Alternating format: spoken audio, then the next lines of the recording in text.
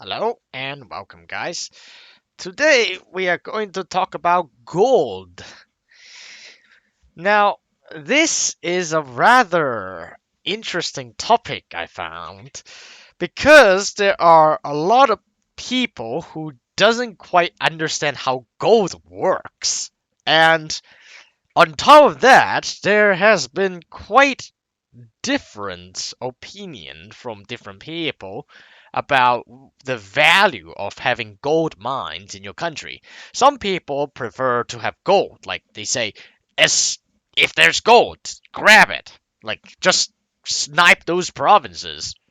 And then there are people who goes like, dude, gold is worthless. You get so much inflation out of it, it's not even worth it. Well, you know what? I have actually been both of these people in my EU4 career. I went from um, going for not caring about gold at all, and believe me when I say I know why you would think that. I know why you would think gold is like I don't need gold. I've been there. I know why you would think that. And then I went to being the guy who sniped gold's provinces, but of course for a different reason than just thinking that gold is a magic money printing machine. But anyway, so I've played a fair amount of games in this game, and I've played nations that are not starting with gold and conquered gold like hordes. I have played nations that start with an obscene amount of gold mines, especially in Mexico and Mutapa, and I have seen how gold influenced my economy, and which is why I want to make this guide and to clear some things up, or at least have. I mean, gold is still a very delicate subject. It is very situational, but at least I would like to you know, give you guys share some of my experience and insights about this topic with you guys. So, when you guys want to, decide for yourself in your own game. Now, gold is a very special trade good indeed, as you can see on this wiki page, and it gives both advantages and disadvantages. Now, it says it will give you a direct boost to the economy, but the downside is that it gives you inflation each month. So therefore, from the advantage, well, it says a direct boost. How much is it? It's a fuck ton. It is direct. I mean, okay, so the numbers are it is directly converted into ducats at a rate of 40 ducats per year, units of good produced. So, something like if it is per year, it's 12 months. So 40 ducats per year, it's equivalent to about 3.5 to 3.7 a month. It's just off the approximation of the back of my head, and that's a month, okay? And since it's each unit of good produced, so that's 5. If you want to see how much ducats you get. Actually, let me punch that into the calculator. I'll give you the answer right now since I have my phone next to me. So, it will be 40 ducats divided by 12. So it will be 3.33 ducats a month for each point of good produced.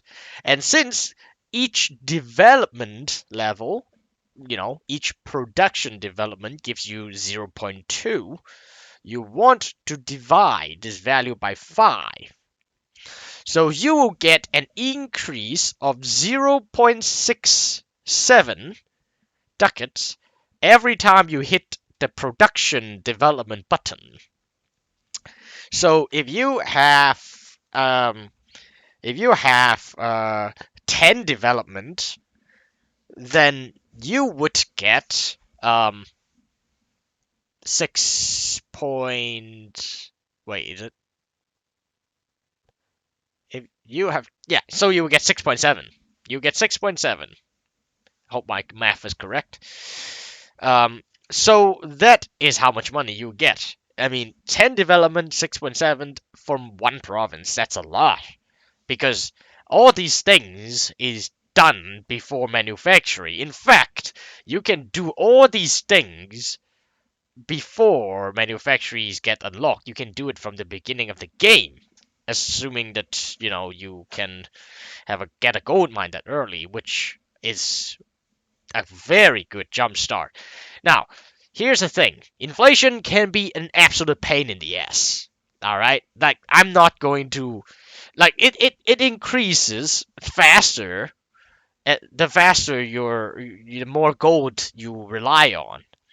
So over time, it can be really crippling because inflation does not own. I mean, most direct effect of inflation is that you can see is the fact that the advisor cost is more, the building cost is more. So manufacturing is one of the prime example because the base cost is 500. If you have 10% inflation for a workshop or church, you pay 10 ducats more, which is nothing. But if you go for manufacturing, it is already 50 ducats more per manufacturing. So when you're building a lot of manufacturing in mid-game with thousands of ducats in investment, you can easily paying hundreds and thousands more because of your unchecked inflation. So the disadvantage can be actually crippling and painful, and you have to control it. So gold cannot be relied on throughout the entire game unless you really want to get everything so expensive. Because, I should probably mention, inflation also increased your army maintenance of your infantry, cavalry, artillery, everything. So it's really bad idea to leave inflation unchecked. Now I know that in a lot of my runs I really leave it unchecked. I have shit like 20-30% inflation. But that has to be rectified before I head into 1600 where I start building manufactories. Because it's really too expensive. Imagine losing 30% of your income. That's not good. So anyway, that aside, um, so let me also give you guys some bit of extra information regarding gold because there are some special rules. So first of all, it does not produce any trade value, meaning it does not provide any money to the trade system, the trade network. What does that mean? It means if you have every single province in the world having gold as the trade good, then the trade system will have absolutely zero money in the trade flow. So there will be no trade money in the trade network, and therefore you will not collect any money from there. Obviously, because there's zero. No matter how much money no matter how much trade efficiency you have, zero multiplied by something is still zero because there's no money to collect, because there's nothing getting produced. So there's nothing to trade. So this is what gold is about. So therefore, what does it mean? It means that you will actually be missing out the trade money part of a production of a good produced. Now, I understand this is a gold video, so I'm not going to talk too much about it. If you really want to understand how trade, production, and good produce works, you should look up my other videos. I've done at least two videos throughout the years on this issue. All right, like I have done videos about the economy, the general economy. I've done videos about production and trade, like production efficiency, trade efficiency, and good produce modifier. I've done another video recently about manufactories. So these things are already been talked about over and over and over again, and I don't want to repeat it in depth. So just check those out if you don't know what I'm talking about. So no trade value, meaning you potentially lose out half of the money that you could get if this is some other trade good. So example, silk. You produce it, you get the money from production, and then you put it in the trade network, and assuming you dominate the trade node, then you collect the money back. But for gold, you don't have any trade. That thing does not exist. So essentially, in my eyes, even if it gives me 0.7 ducats a month for each production level, I would say I should reduce it by half, actually. You should, when you actually do evaluate if this thing is worth it or not, I would actually half that number to compare when I compare with other trade goods. So there are also no benefit from production efficiency. So it does not, the value of gold, the production money does not increase with tech, which is a big play because anything else will have their if production efficiency increase with tech and scale up and give you more and more money with time. And again, there's no manufacturing for gold, so you have to rely on sheer development to get more money out of this province. Now, these are actually restrictions that makes your gold mine lose value over time. And that combined with something called gold mine depletion. So if you happen to have a bad roll and you have a depletion roll, then the development of that province will be halved. So 10 development goes to 5. So your money getting out of that province is halved. Now, that means golds are actually not that strong, not as strong as people imagine it to be.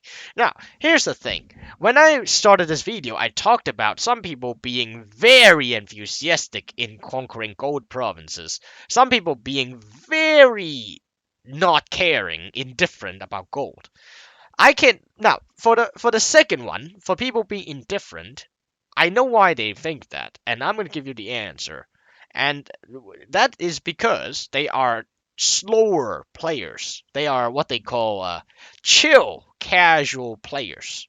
I used to be one of those, and I can tell you that, oh, if I take economic ideas or trade ideas and I don't do much wars, I play tall, I don't have a lot of provinces, take my time, then I can slowly just get money anyway. I can accumulate money in my treasury anyway every month, just, really slow. But if I have time and I don't care to expand much, I don't care about fighting expensive wars, then I really don't need the cash. Well, this is what I call it, cash injection. I really don't need the cash injection from gold. Gold is like an absolute cash injection. Just like, taking money from your enemies in the war. It Whenever you take money from your enemies, you actually get a shitload of inflation if you're small as well. It's the same idea as gold mines that you own or even treasure fleet from the new world. From the new world, if you get treasure fleet and if you're small, you actually get more inflation. It's a cash injection. This is actually a global game mechanics. As long as you get a huge sum of money out of nowhere, you get inflation. So it's not exclusive to gold. Now, inflation is nasty, as I just mentioned, and obviously there really isn't much thing you can do in this game except to buy it out. Like, you can take economic ideas to get the inflation reduction. You can get the administrative advisor, the master mint. You can just outright pay 75 admin points to buy it off, but essentially it's all about paying admin points to counteract this. So obviously the gold income will 100%, in my opinion, offset the extra admin cost that you need to buy down inflation. But what this means for me is that when you actually think about it deeper, so for example, let's say a gold, and like for example here, let's say You need 1 admin points a year to well, let's say you need 12 admin points a year to cancel inflation. Let's put it this way. That will be easier. So you need 1 admin points a month to cancel inflation. So what is the actual money cost of this? Now, if you want to run, if you can make do without an admin advisor, so the cost will just be 1 ducat because you just need to hire a level 1 administrative advisor to cancel out this extra administrative expense that you have to spend every month. But if you want to run a level 2 advisor anyway, and you have to ramp it up to +3 to deal with this, then the cost goes up quite a lot. Which we're talking like 4 ducats to 16 ducats, right? Yeah. So that would be almost 10 ducats. Oh, actually, that's more than 10 ducats of extra cost a month to buy down this inflation. Do you think the gold is giving you 12 ducats a month? Well, if it does, then yeah, it's still worth it. Of course, obviously, there's no way it's gonna cost 1 admin point each month. Because if the gold is giving you, if it's costing you 1 admin points a month of extra expense, then you probably shouldn't really be using that gold because it is obvious that it is too expensive and the inflation is getting out of control if you have to buy it down so much. So it really doesn't happen that much, but I'm just making an example. It heavily depends on how much you're starving for admin points. I mean, of course, after 1600 it doesn't matter because admin points are extremely plentiful because of admin efficiency, making coring essentially so cheap. But before that, you might have to think about, does the inflation really bother me? Of course, I can't obviously give you the answer of a good number because for me, even 30% inflation is fine. I can handle it, right? If you can't handle 10%, then you better not. You better stop, right? But if you can handle 40% inflation or 50% like me, and still can able to play the game and keep going and deal with the inflation later, let's call it a debt. Like you just print money and you incurred or use your credit card. Let's call this, you use your credit card and your debts are based are called inflation. Eventually you have to pay it off. You know, the debt must be repaid. But you can choose when and where you want to repay it. You can have a 6 admin ruler and then you have plenty of admin points and then you can pay it off because you're gonna be swimming in points anyway. So it's all about the flexibility that gold provides you. So I don't want to talk much about gold mine depletion because it's really just a bunch of numbers. And I mean, honestly, in the past, below 10 base production, you won't get depletion. It only happens above 10. That was the past. And then now they added like depletion rate even at 3 production. I don't know why they did that. Maybe they think gold is too fucking strong or something. But I don't know how Paradox think. But anyway, I have had like what do you call it? I have had a game where I had like 5 gold mines, and there was one gold mine that went from 12 development to 6 and then went to 3 within the same year. If you're grossly unlucky, then yeah, it happens. I mean, obviously, you can see here yearly depletion chance 0.7 for 12 and 0.17 for 6. So, first of all, I hit a row of 0.71% chance, and then I hit another row on 0.17%. So, yeah, astronomically pretty damn small percentage of that happening that that fast, that frequent. But I did have it, so it's all about your luck. So there's nothing to, you can't control this, so I might as well just skip it. There are a bunch of numbers and all that, but yeah. So anyway, I want to finish this video talking about the actual utility of gold. So gold is useful. I mean, again, if you are some chill casual player, then you don't need money to war people, then forget about gold. Gold is not for you. All right, but gold for certain nations can be extremely powerful because inflation. Now, the major disadvantage of gold is inflation.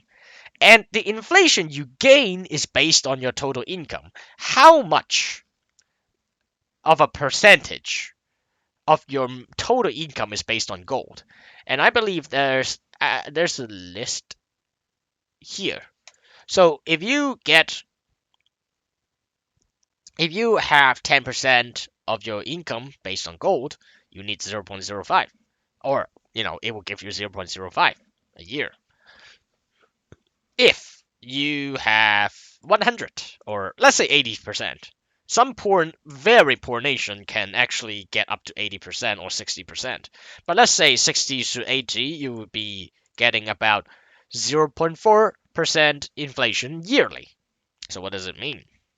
What does it mean? All these things, what does it mean?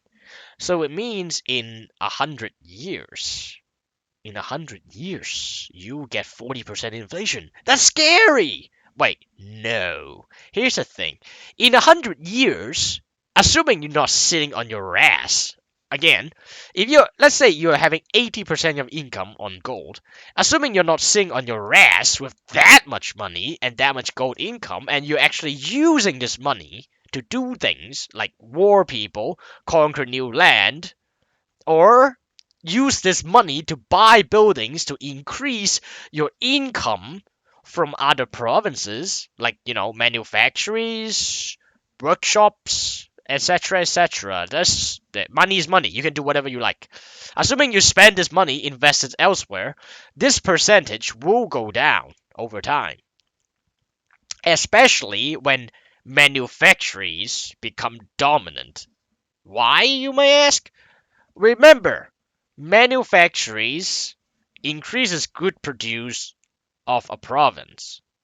So just by having more good produced, you have more production money and more trade money from that province, assuming other conditions remain the same. So it means when you buy a manufactory, you increases the production and trade of other sources and decreases the percentage of your gold being your total income, right? And then after 100 years, the administrative tech and diplomatic tech also further increase your production and trade efficiency, which further increase your income of production and trade instead of gold. So essentially, even if you just sit on your ass and do nothing, and assuming you don't build any buildings, just by taking technologies, your percentage will go down as well. So there's no way in 100 years you will still be getting 0.4. You might start the game at 0.4, but you won't get that after 100 years. You'll be getting something like 0.2, I don't know. 100 years is a long time, and there's a lot of money that you get from gold in 100 years. There must be a lot of things you can do with this gold money. So this brings me to the point of why some people would like to just snipe the gold provinces instead of not caring. Now again, not caring is fine. Just assume you are playing a nation without gold mines. That's perfectly fine. But in the opposite extreme case, where you are using gold as a boost, a direct boost to the economy, it becomes extremely valuable. Because it is like trying to war someone and it's like trying to war Ming, right? It's like you're playing a horde, like Manchu. And then you're constantly warring Ming and breaking truce and warring Ming and breaking truce and warring Ming. And every time you kill him, you ask him for your 25 war score worth of ducats, which is worth like 4,000 ducats. So gold is essentially that, as I just mentioned. War reparations, like treasure fleet and all that crap. The gold is just essentially a big sum of money of a cash injection. And with this cash injection, you can do more things, war more people, get more money, right? So, let's take a look at the map. Some of the people in this world are blessed with gold, right? And rip Beriecha, you will be remembered. That goddamn hillbilly removed you, but don't worry, we will revive you. If well, eventually, we will figure out a way in our mod to mummify you and rectify this mistake that hillbilly made. So anyway, Beryetsha used to have a gold province. I'm pretty sure everybody knows that by now. And he is the prime target of any horde game that involve Manchuria or even Mongolia. The usual trick is that you conquer all this crap, Manchu, and you form Manchu as one of those tribes, and then you still are poor as piss, and you need to conquer Briechia, move your capital there, and then develop that gold mine and jumpstart institution at the same time because it's convenient. And the whole point being that that gold mine is going to supply you so much money because it has zero autonomy being your capital. And that is your cash injection to raise an army capable of filling out your force limit so you can have a chance of beating Ming, right? And actually, Ming actually also has a gold mine, but given that Ming is so big and so rich, and especially with his trade network in the game being so self-contained that you can collect all the money from China in Beijing, that you really don't need this gold mine. So people actually don't even realize that much. And the same goes for the Spice Islands. Actually, if you look at it, the Spice Island gold mine is rarely went after and used because the Spice Island itself is so rich. First of all, the trade goods are great. Secondly, you have Siam, Philippines, and Moluccas feeding into Malacca, which means you already get so much money from trade. This gold province really doesn't matter that much. So, as you can see now, there are gold mines even in the rich regions, but they are not soared upon. They are really not that important because you're already rich enough. But for people who aren't rich enough, like the hordes, like Manchu or even Kazan, Kazan is one of the best horde in the game for this exact reason. Because Kazan start with a gold mine in Bashkiria, and this can provide him so much money that he can have the money and the economy to fight Muscovy without going bankrupt in the process. So therefore, this is why gold can be extremely powerful for some people.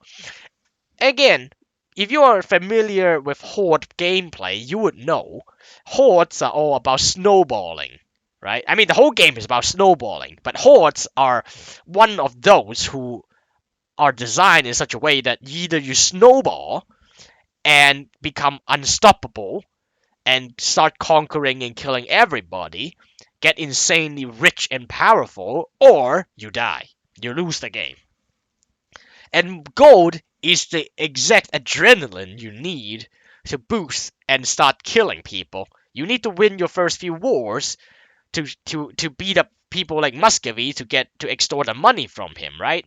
Without that money, you can't go forward. But without this gold money, you can't beat Muscovy.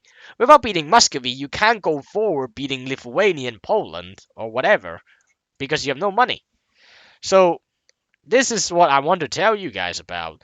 And I have done a game, a World Conquest, I believe. Was it World Conquest? I don't even remember. I have done a game as Mali, obviously. I've done a game as Mutapa as well. And Mutapa was so good because the gold was supporting, like, I could run 3 colonies with 1 colonist. And as you guys know, if you have more colonies than colonists, you need to pay way more. It's like 2, 4, 8. So I was paying like 12 ducats a month before 1500 as Mutapa. And I could do that only because of the gold mines. And that means a head start and again, money means advisors mean points mean institution and tech. Therefore, you're getting a huge head start by having money in the early game, where money is like the most valuable resource. And then, because I have a lot of ivory as well, these gold then translate into manufacturing on these ivory provinces, which then gives me an insane amount of money from ivory, not to mention the trading bonus. So the gold obviously start to lose its relevances the moment I start spamming manufacturing in the entire East African coast. But I would not be able to do so without these gold. And I believed I actually finished building all the manufactories in the entire Eastern African Trade Company region before 1600. 1600, I think is 1600. I stopped building it by 1550, and then by 1600 everything is done.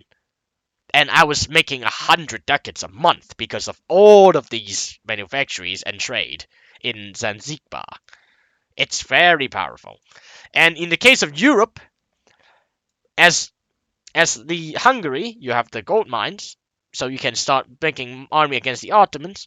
As Bohemia, you also have one, so you can make a move against Poland. As Austria, you can have the gold mines, so you can make a big army to fit your HRE patrol duty. So overall, I'm pretty sure you guys have a big picture understanding of how gold is doing in how to jumpstart your game with gold. And I hope you guys enjoy this. I hope you guys learned something from this. And thanks for watching, and I will see you guys in the next video.